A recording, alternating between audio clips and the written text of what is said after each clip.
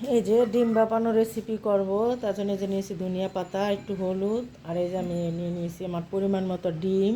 এই যে এখন এটার সাথে ভালোভাবে মিশিয়ে তারপর ব্লেন্ডার করে নেব।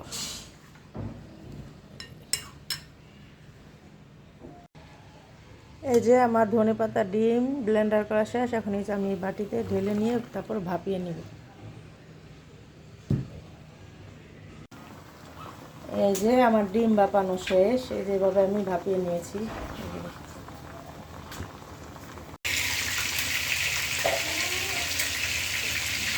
এই যে আমি ডিম ভাপার জন্য এই যে পেঁয়াজটা লাল করে নিয়েছি। এখন এখানে দিয়ে দিয়ে যে খালি করা টমেটো, তারপরে আদা রসুন পেস্ট,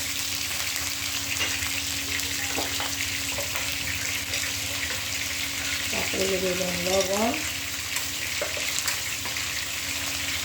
হলুদ জিরা,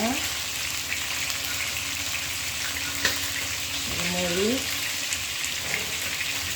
ধনিয়া জিরা আছে, পানি অ্যাড করলাম।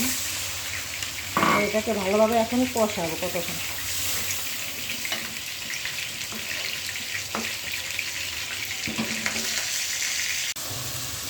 এই যে আমার মশলা কষানো শেষ। এখন আমি এই যে ভাপানো ডিম আর আলু সিদ্ধ করে নিয়েছি, এই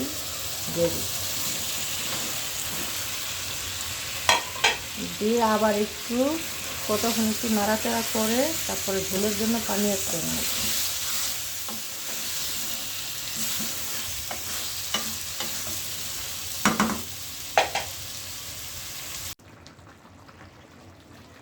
এই তো আমার ডিম ভাপানো রেসিপিটা করা শেষ। এখন এই যে আমি একটু মাংসের মশলা আছে এটা আর একটু ভাজা জিরা গুঁড়া অ্যাড করে দিই।